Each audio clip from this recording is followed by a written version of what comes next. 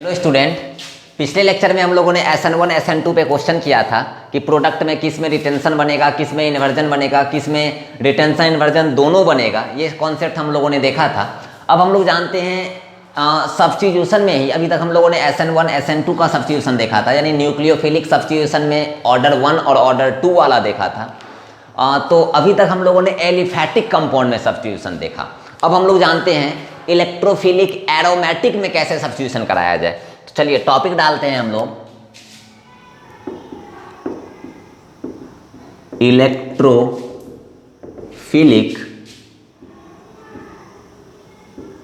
Aromatic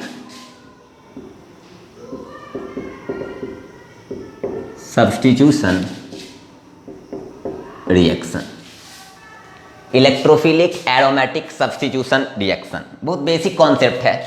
थोड़ा बहुत हम आपको इंट्रोडक्शन इसका दिए भी थे जब हम लोग सब्स्टिट्यूशन देखे थे, तो बहुत आसानी से हम लोग समझते हैं। एरोमेटिक कहने का मतलब कि बेंजीन रिंग। सिंपल हम लोग एग्जांपल देखते हैं बेंजीन रिंग पे, कि बेंजीन पे कैसे इलेक्ट्रोफाइल को सब्स्टिट्यूट किया जाए। बेंजीन रिंग पे कैसे इलेक्ट्रोफाइल को सब्स्टिट्यूट किया जाए। अब समझिएगा, जैसे मान लो अगर हम लोग यहाँ पर बेंजीन रिंग देख रहे हैं, ये मेरा हो गया बेंजीन रिंग, ठीक है। अब इस बेंजीन रिंग पे हम अपना इलेक्ट्रोफाइल को सब्स्टिट्यूट कराने की कोशिश कर रहे हैं। तो हम लोग जानते हैं कि बेंजीन का फॉर्मूला होता है मेरा C6H6। बेंजीन का फॉर्मूला होता है C6H6। और चूंकि ये मेरा कंपाउंड जो है वो मेरा एरोमेटिक कंपाउंड है, ये जो मेरा कंपाउंड है ये मेरा एरोमेटिक कंपाउंड है, इसीलिए मेरा मोस्ट स्टेबल कंपाउंड हो जाएगा, ठीक है। अब इस कंपाउंड पे हम लोग चाह क्या रहे हैं, इलेक्ट्रोफाइल को सब्स्टिट्यूट कराना। चलिए, तो अगर हम लोग यहाँ पर इलेक्ट्रोफाइल को सब्स्टिट्यूट कराएंगे तो ये इस बेंजीन के अंदर 3 पाई इलेक्ट्रॉन है, सॉरी 6 पाई इलेक्ट्रॉन है, 3 पाई बॉन्ड है। एक पाई बॉन्ड में 2 पाई इलेक्ट्रॉन होगा, तो 3 पाई बॉन्ड बेंजीन रिंग में अवेलेबल होता है। तो total number of pi electron in benzene ring will be 6। और ये 6 पाई इलेक्ट्रॉन, चूंकि इलेक्ट्रॉन का क्लॉडिंग इस बेंजीन रिंग के अंदर ज़्यादा है, इलेक्ट्रॉन डेंसिटी ज़्यादा है, तो इलेक्ट्रोफाइल जो इलेक्ट्रॉन डेफिशिएंट स्पेसीज होता है उसको ये क्या करेगा, अट्रैक्ट करेगा। ये जो मेरा है ये मेरा इलेक्ट्रॉन डेफिशिएंट स्पेसीज हो जाएगा। ये तो हम लोग जानते ही है, इलेक्ट्रॉन डेफिशिएंट स्पेसीज हो जाएगा।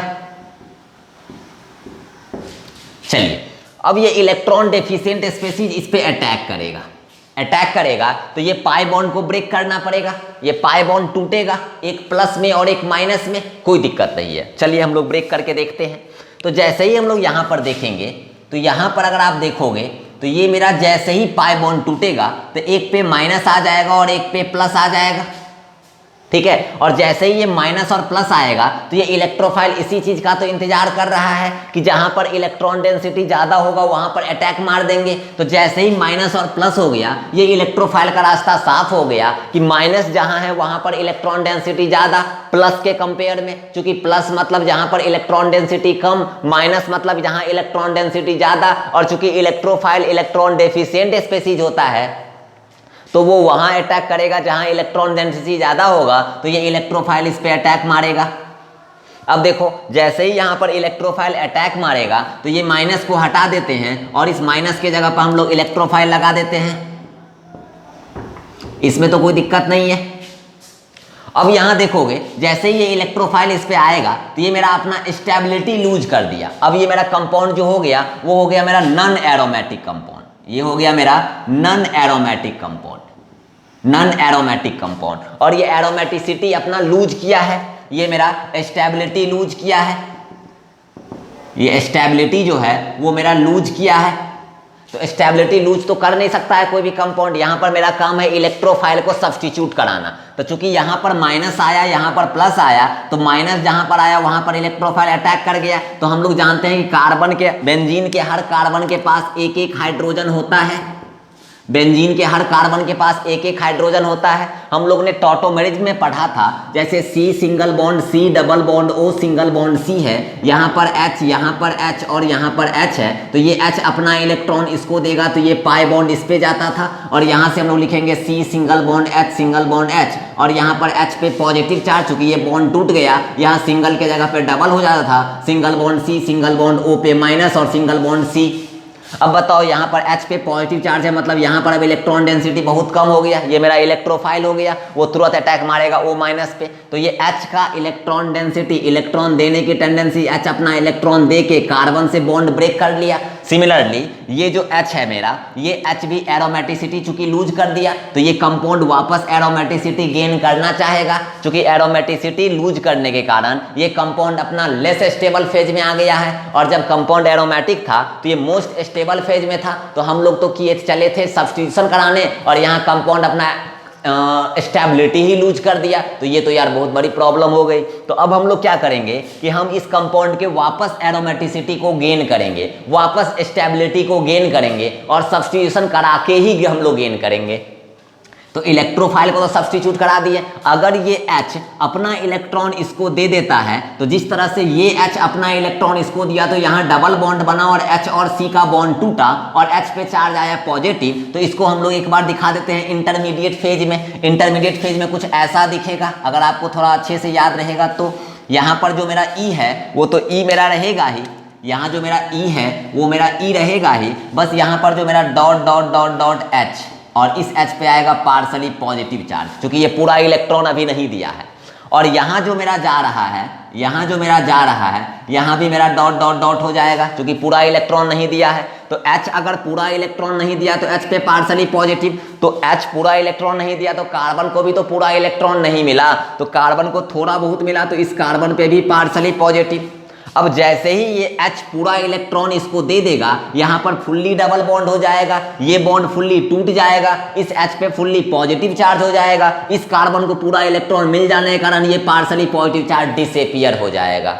बोलिए, अरे यार ये H अपना इलेक्ट्रॉन दे देगा तो ये H तो पूरा इलेक्ट्रॉन लूज ना कर देगा, तो H इलेक्ट्रॉन लूज करने पे H पे तो फुल्ली पॉजिटिव ना आ जाएगा, इस कार्बन को इलेक्ट्रॉन मिलने से ये पॉजिटिव चार्ज खत्म ना हो जाएगा, ये इलेक्ट्रॉन देने से ये बॉन्ड ब्रेक ना कर जाएगा, और यहाँ बॉन्ड बनने से यहाँ पर फुल्ली डबल बॉन्ड ना बन जाएगा। तो यहाँ से हम लोग इसको लिख सकते हैं, ये तो मेरा पाई बॉन्ड था ही, अब यहाँ से हम लोग इसको लिख सकते हैं, ये कंपाउंड बन जाएगा कुछ ऐसा, ये पाई बॉन्ड, ये पाई बॉन्ड, ये पाई बॉन्ड, और यहाँ पे आ गया E, और बाहर निकल गया मेरा H प्लस, बाहर निकल गया मेरा H प्लस। अब यहाँ पर देखो, यहाँ पर वापस मेरा एरोमेटिक कंपाउंड हो गया, यहाँ पर वापस एरोमेटिक कंपाउंड हो गया, मतलब एरोमेटिसिटी मेंटेन रह गया और इलेक्ट्रोफाइल का सब्स्टिट्यूशन भी हो गया। तो यहाँ पर हम लोग बोल सकते हैं कि जिस तरह से पहले मेरा सबस्ट्रेट एरोमेटिक था, सिमिलरली बाद में जो प्रोडक्ट बना वो भी मेरा एरोमेटिक था। इसका मतलब हुआ कि स्टेबिलिटी मेरा मेंटेन रहा।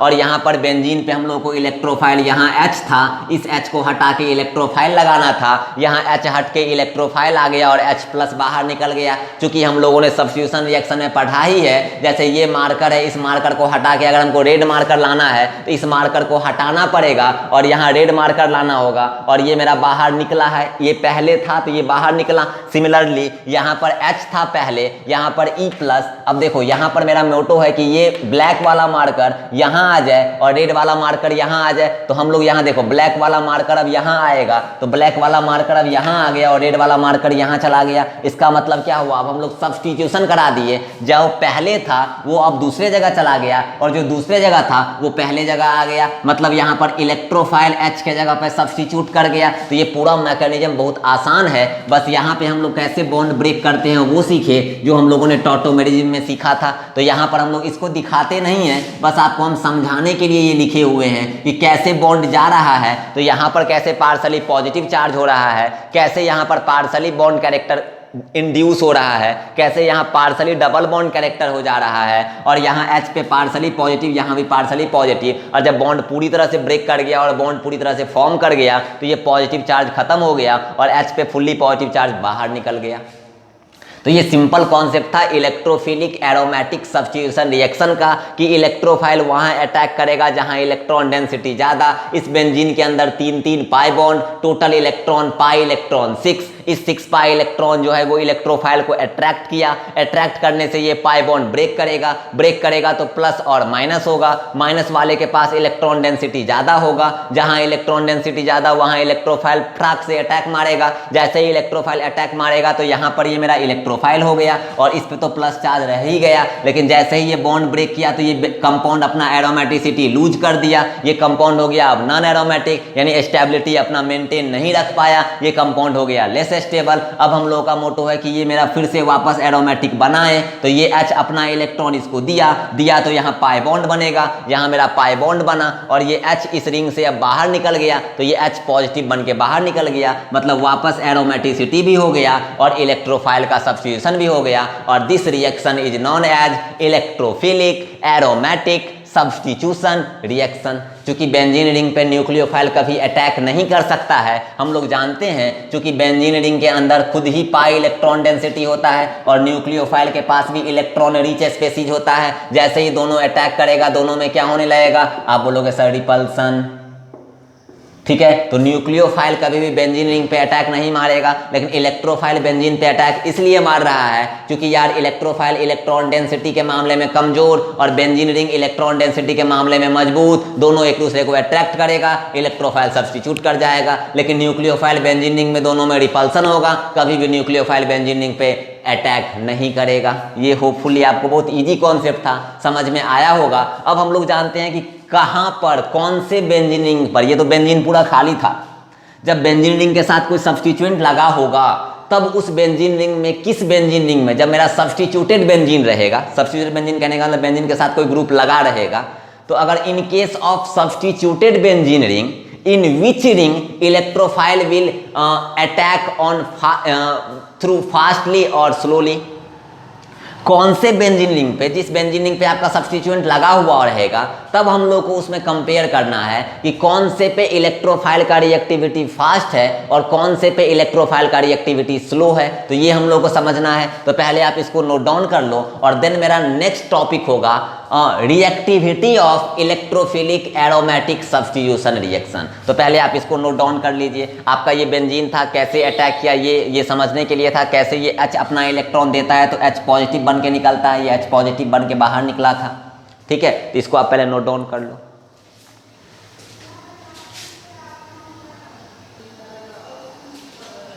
चलिए नेक्स्ट टॉपिक हम लोग जानते हैं रिएक्टिविटी इन इलेक्ट्रोफिलिक एरोमेटिक सब्स्टिट्यूशन रिएक्शन। किसी भी एरोमेटिक कंपाउंड में इलेक्ट्रोफाइल का जो सब्स्टिट्यूशन होगा वो उसका रिएक्टिविटी रेट कैसा होगा, ठीक है, रिएक्टिविटी रेट कैसा होगा। जैसे मान लो कि हम लोग ले लेते हैं बेंजीन रिंग, समझिएगा बेंजीन रिंग, ठीक है, यहाँ पे कोई ग्रुप लगा दिए, बेंजीन रिंग लगा हुआ है, अब यहाँ पे कोई ग्रुप लगा दिए, यहाँ पे कोई ग्रुप लगा दिए, एक बेंजीन रिंग और ले लेते हैं, यहाँ पर भी एक ग्रुप लगा दिए, यहाँ ये ग्रुप का नाम दे देते हैं G1, यहाँ पर एक ग्रुप का नाम दे देते हैं G2, ठीक है। अब देखो चूंकि यार बेंजीन, अगर दोनों बेंजीन होता तब तो यार कोई भी दिक्कत ही नहीं था, दोनों में इलेक्ट्रोफाइल का सब्स्टिट्यूशन इक्वली अमाउंट में होता, लेकिन यहाँ बेंजीन पे दो अलग अलग ग्रुप लगा हुआ है और ग्रुप को भी हम पहचान लेते हैं। एक ग्रुप लगा हुआ है G1 जिसको बोलेंगे डोनर, G1 जिसको बोलेंगे डोनर, और G2 जो है वो ग्रुप है वो मेरा एक्सेप्टर, वो मेरा है एक्सेप्टर। तो अब चूंकि डोनर लगा है तो आप हमको पहले ये बताओ, डोनर का काम होता है इलेक्ट्रॉन देना, इलेक्ट्रॉन प्रोवाइड करना, इलेक्ट्रॉन देने की जिसमें एफिशिएंसी ज्यादा हो उसको हम लोग बोलेंगे डोनर स्पीसीज है, और एक्सेप्टर स्पीसीज कहने का मतलब जो इलेक्ट्रॉन लेने में विश्वास रखता हो। तो आप हमको ये बताओ, अगर ये ग्रुप लगा है डोनर तो ये इलेक्ट्रॉन देगा, ये इलेक्ट्रॉन देगा, और इलेक्ट्रॉन देगा तो यहाँ पर इलेक्ट्रॉन डेंसिटी इस बेंजीन के अंदर और बढ़ा देगा, तो यहाँ पर हम बोलेंगे ये मोर इलेक्ट्रॉन डेंसिटी है, यहाँ पर मोर इलेक्ट्रॉन डेंसिटी है। अब एक बात आप समझिए, यहाँ पर ग्रुप लगा हुआ है एक्सेप्टर, मतलब इसको इलेक्ट्रॉन लेने में विश्वास है, इसको इलेक्ट्रॉन लेने में विश्वास है, मतलब यहां पर बेंजीन के अंदर जितना इलेक्ट्रॉन था अब पहले उतना भी नहीं रहा, अब यहां से इलेक्ट्रॉन खींच रहा है ये ग्रुप, क्योंकि इस ग्रुप को इलेक्ट्रॉन लेने में विश्वास है और इस ग्रुप को इलेक्ट्रॉन देने में विश्वास है। तो यहां पर मोर इलेक्ट्रॉन डेंसिटी स्पीसीज हो गया और यहां पर बोलेंगे हम लेस इलेक्ट्रॉन डेंसिटी हो गया। बेंजीन के अंदर लेस इलेक्ट्रॉन डेंसिटी हो गया इन बेंजीन रिंग, और यहां more electron density in benzene ring. अब समझिएगा आप, तो हम लोग जानते हैं यार कि इलेक्ट्रोफाइल मतलब इलेक्ट्रॉन डेफिशिएंट स्पीसीज। हम लोग जानते हैं कि इलेक्ट्रोफाइल कहने का मतलब इलेक्ट्रॉन डेफिशिएंट स्पीसीज। यहाँ ये इलेक्ट्रोफाइल है और हम लोग जानते हैं ये मेरा इलेक्ट्रॉन डेफिशिएंट स्पीसीज होता है, ये मेरा इलेक्ट्रॉन डेफिशिएंट स्पीसीज होता है। अब ये इलेक्ट्रॉन डेफिशिएंट स्पीसीज कहने का मतलब इसके पास इलेक्ट्रॉन बहुत कम है। अब जिसके पास इलेक्ट्रॉन कम होता है वो वहां अटैक जल्दी करना चाहेगा जहां पर उसको इलेक्ट्रॉन डेंसिटी ज़्यादा मिलेगा। अब बताओ, अगर कहीं पे 5 रुपया गिरा है, कहीं पे 10 रुपया गिरा है, ऑब्वियस सी बात है जो गरीब आदमी है वो पहले 10 रुपया की तरफ मूव करेगा, उसके बाद 5 रुपया की तरफ मूव करेगा दोनों तरफ। लेकिन रिएक्टिविटी यानी पैसे लेने की रिएक्टिविटी किधर ज़्यादा होगी? तो जिधर पैसा ज़्यादा होगा। चूंकि 10 रुपया है तो पहले 10 रुपया लेना चाहेगा। सिमिलरली यार ये गरीब इलेक्ट्रोफाइल है। गरीब कहने का मतलब इलेक्ट्रोफाइल तो है, ये इलेक्ट्रॉन के मामले में गरीब है, ये इलेक्ट्रॉन के मामले में गरीब है। तो यार ये चाहेगा कि जहां पर इलेक्ट्रॉन इसको ज़्यादा मिले वहां पर उसका रिएक्टिविटी फास्ट हो जाएगा, यानी वहां पर वो जल्दी पहुंचना चाहेगा, वहां पर अटैक वो जल्दी करना चाहेगा।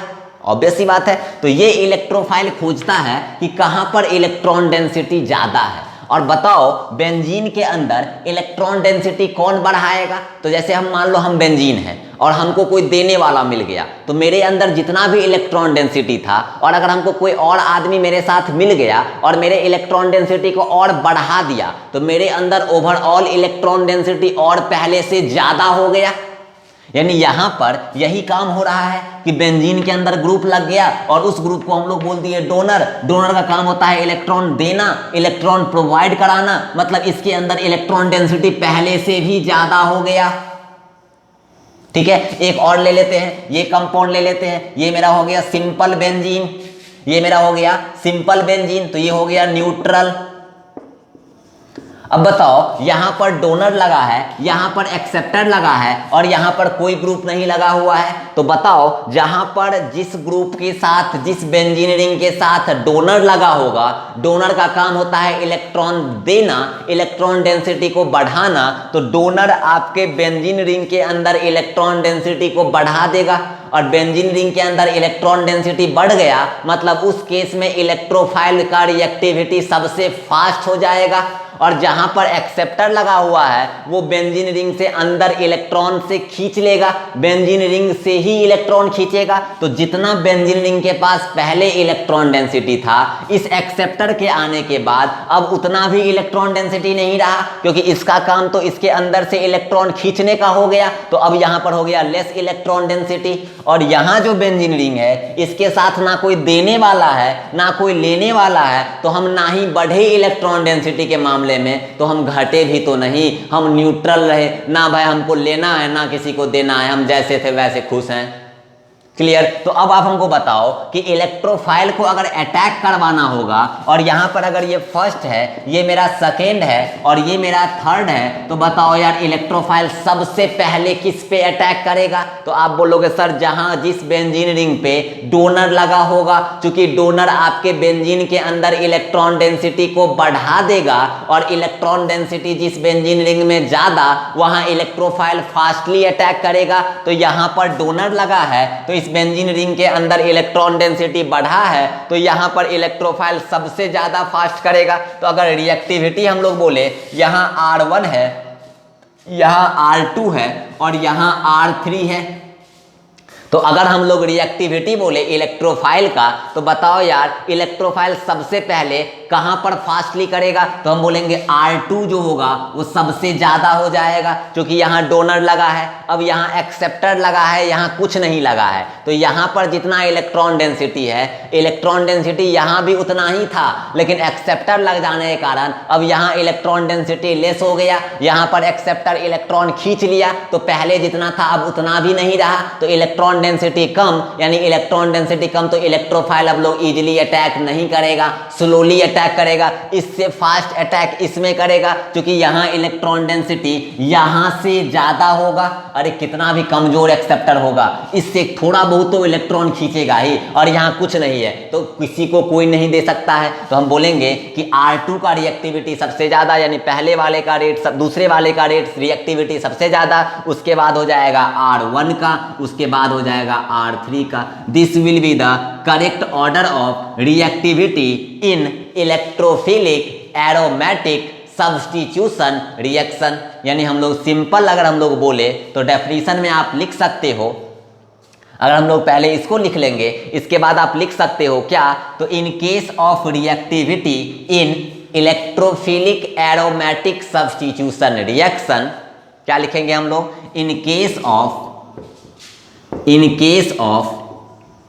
रिएक्टिविटी इन इलेक्ट्रोफिलिक एरोमेटिक सब्स्टिट्यूशन रिएक्शन, ठीक है, in case of reactivity in electrophilic aromatic substitution reaction, donor will increases while acceptor will decreases. हम लोग लिख सकते हैं डोनर विल इंक्रीजेज वाइल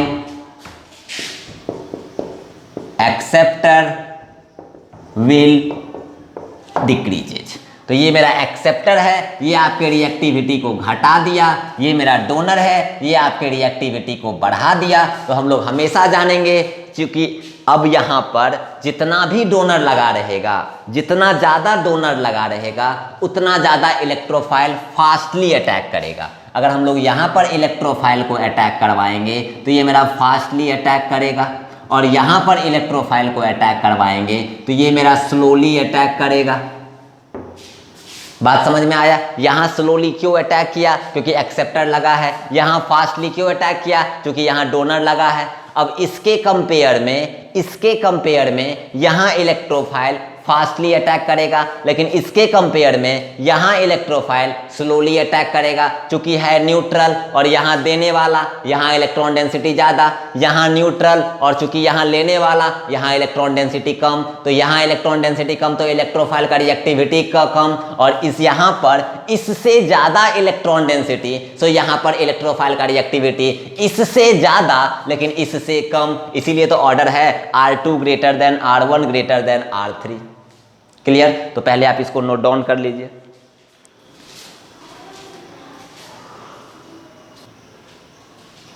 चलिए अब हम लोग इस पे कुछ क्वेश्चंस देखते हैं। जैसे हम लोगों ने पढ़ा कि रिएक्टिविटी इन इलेक्ट्रोफिलिक एरोमेटिक सब्स्टिट्यूशन रिएक्शन, इसमें आपके डोनर जो होते हैं वो आपके रिएक्टिविटी को बढ़ाता है, और जो एक्सेप्टर होता है वो आपके रिएक्टिविटी को घटाएगा। तो चूंकि डोनर जो होगा वो आपके रिएक्टिविटी को इंक्रीज करेगा, और एक्सेप्टर जो होगा वो आपके रिएक्टिविटी को डिक्रीज करेगा। ठीक है, तो डोनर आपके रिएक्टिविटी को इंक्रीज किया, इसीलिए हम लोगों ने डोनर को बोला एक और नाम जिसको बोलते हैं एक्टिवेटर। क्या बोलेंगे? एक्टिवेटर। और एक्सेप्टर जो आपके रिएक्टिविटी को घटा देता है, डीएक्टिवेट कर देता है, इसीलिए हम लोग इसको बोलेंगे डीएक्टिवेटर। ठीक है, जब हम लोग डोनर जो होता है वो आपके रिएक्टिविटी को इंक्रीज कर दे रहा है, इसीलिए हम लोग इंक्रीज कर देने के कारण इसको हम लोग बोल रहे हैं एक्टिवेटर। ठीक है। और एक्सेप्टर जो होता है वो आपके इलेक्ट्रोफाइल के रिएक्टिविटी को घटा देता है, इसीलिए हम लोग घटाने के लिए इसको बोलते हैं डीएक्टिवेटर। तो हम लोग हमेशा से अब जानेंगे एक्सेप्टर जो होगा वो डीएक्टिवेटर होगा और डोनर जो होगा वो एक्टिवेटर होगा। डोनर जो होगा वो एक्टिवेटर होगा और एक्सेप्टर जो होगा वो डीएक्टिवेटर होगा। बस इतना आप याद रखना, ठीक है। अब यहाँ पर देखो 2-3 क्वेश्चन देखते हैं। जैसे मान लो अगर हम लोगों को दिया गया है बेंजीन रिंग लगा दिया गया, यहाँ पर लगा दिया गया NO2, यहाँ बेंजीन रिंग लगा दिया गया, यहाँ पर लगा दिया गया OCH3, यहाँ बेंजीन रिंग लगा दिया गया, यहाँ पर लगा दिया गया CH3, यहाँ पर बेंजीन रिंग लगा दिया गया और यहाँ पर लगा दिया गया कुछ नहीं, ठीक है। अब ये हो गया मेरा फर्स्ट, ये हो गया मेरा सेकेंड, ये हो गया मेरा थर्ड, ये हो गया मेरा फोर्थ। अब इस चारों कंपाउंड में अगर आपसे पूछे कि बताओ यार इस चारों में किसका रिएक्टिविटी इलेक्ट्रोफाइल के अमोंग ज़्यादा होगा, तो बताओ यार ये ग्रुप जो है। अब एक्सेप्टर डोनर अगर आपको पहचानना नहीं आता है तो माफ़ करना बाबू, हम आपको अब समझा नहीं पाएंगे। रीजन कि जब हम लोगों ने एक्सेप्टर डोनर पढ़ा था plus I minus I plus M minus M, तो हम लोगों ने खूब अच्छे से देखा था कौन से ग्रुप को प्लस I बोलेंगे, कौन से ग्रुप को माइनस I बोलेंगे, कौन सा ग्रुप प्लस M होगा, कौन सा ग्रुप माइनस M होगा, कौन ग्रुप एक्सेप्टर, कौन ग्रुप डोनर। यहाँ हम लोग बोलेंगे कौन ग्रुप डीएक्टिवेटर और कौन ग्रुप एक्टिवेटर। चूंकि डीएक्टिवेटर मतलब एक्सेप्टर, एक्टिवेटर मतलब डोनर। तो यहाँ अगर हम लोग बोलेंगे तो NO2 के बारे में बाबू हम कम से कम 2500 बार पढ़े होंगे कि एक्टिव NO2 जो होता है वो माइनस I और माइनस M ग्रुप होता है और ये मेरा यूनिवर्सल एक्सेप्टर है, इसीलिए हम लोग इसको बोलेंगे डीएक्टिवेटर, ठीक है। ये OCH3 O का लोन पेयर रेजोनेंस से पार्टिसिपेट करेगा, तो ये मेरा हो गया आपका प्लस M और ये हो गया मेरा क्या यूनिवर्सल डोनर। नहीं, माइनस I प्लस M होता है, यूनिवर्सल डोनर इसको नहीं बोलेंगे, लेकिन यहाँ पर प्लस M देखेंगे तो ये डोनर और डोनर को यहाँ बोलेंगे एक्टिवेटर।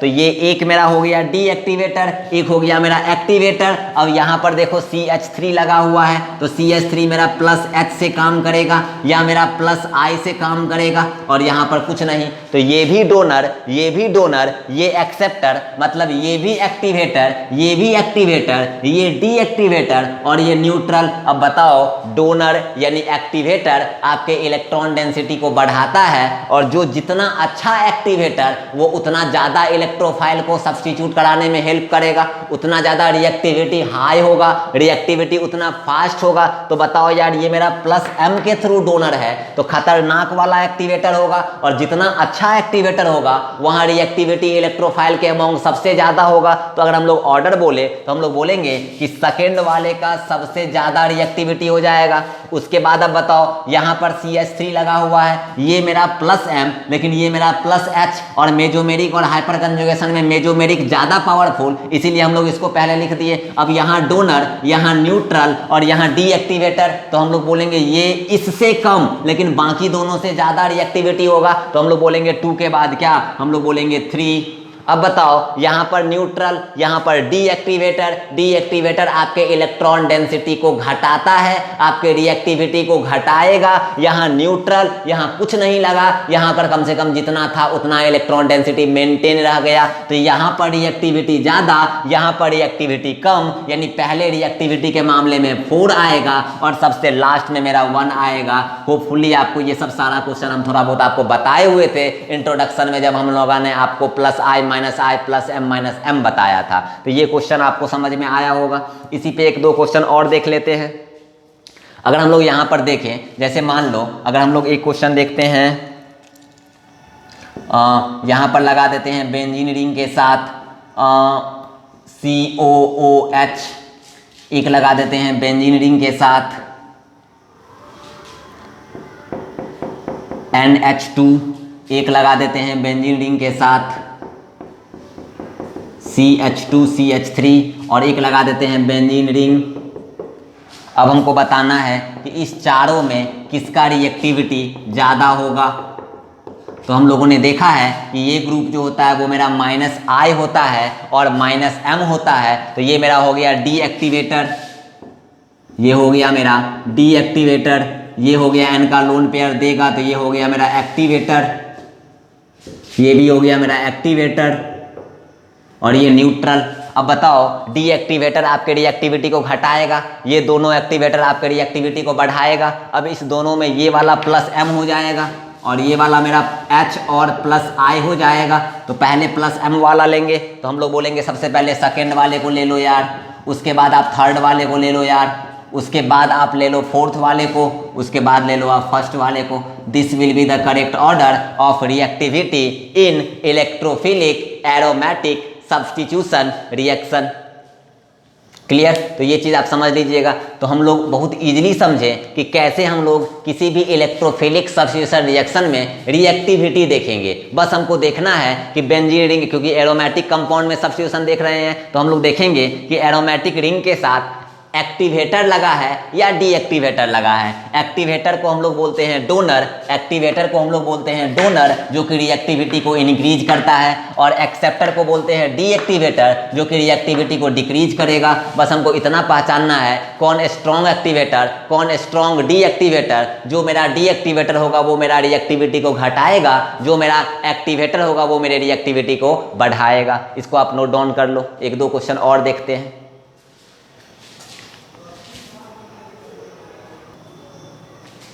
चलिए अब हम लोग इस क्वेश्चन को देखते हैं। रिएक्टिविटी ही बताना है आपको इलेक्ट्रोफिलिक एरोमेटिक सब्स्टिट्यूशन रिएक्शन में। तो यहाँ पर आप समझिएगा कि ये जो मेरा क्वेश्चन है इसमें आपको क्लोरीन दिया हुआ है। हम लोग बस इतना याद रखेंगे, जब कभी भी रिएक्टिविटी की बात करेंगे तो हैलोजन को हम लोग -I की तरह ट्रीट करेंगे। रिएक्टिविटी का जब कभी भी हम लोग नाम लेंगे तो हैलोजन को हम लोग -I की तरह ट्रीट करेंगे। ये बस याद रखना कि रिएक्टिविटी वाले केस में रिएक्टिविटी वाले केस में हैलोजन जो होगा वो हमेशा -I की तरह ट्रीट होगा, हमेशा -I की तरह ट्रीट होगा। बस इतना। तो ये क्लोरीन हो गया मेरा -I, ये मेरा CH3 हो गया मेरा H हो गया या +I हो गया, ये OH हो गया मेरा +M।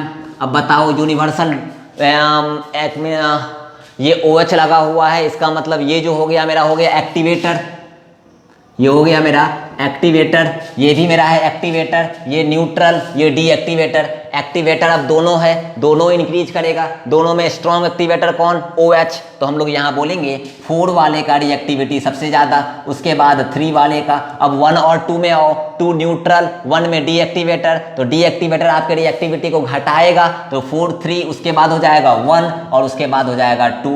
This will be the correct order of reactivity in electrophilic aromatic substitution reaction. यहाँ आ जाओ, ये मेरा ईस्टर लगा हुआ है। ईस्टर के बारे में आपको पता है कि ये -M है। NH2 लगा है, इसके बारे में आपको पता है ये +M है। क्लोरीन आपको पता है -I होगा। CH3 आपको पता है +I या H होगा, और बेंजीन मेरा न्यूट्रल है। अब बताओ हमको कि इस क्वेश्चन में आपका ऑर्डर क्या होगा। तो बहुत आसानी से आप बता सकते हो। सबसे ज़्यादा +M जो होगा वो मेरा खतरनाक वाला एक्टिवेटर होगा, तो वो आपके रिएक्टिविटी को बहुत अच्छे से बढ़ाएगा। तो सबसे पहले लिख देंगे हम लोग 2। उसके बाद 2 के बाद क्या हो जाएगा ऑर्डर, वो देखो। तो 2 के बाद हो जाएगा आपका क्या, +M के बाद है आपका ये +I या H वाला। तो 2 के बाद हो जाएगा आपका 2 के बाद हो जाएगा आपका 4, 4 के बाद हो जाएगा आपका 5, 5 के बाद हो जाएगा आपका 3, 3 के बाद हो जाएगा आपका 1।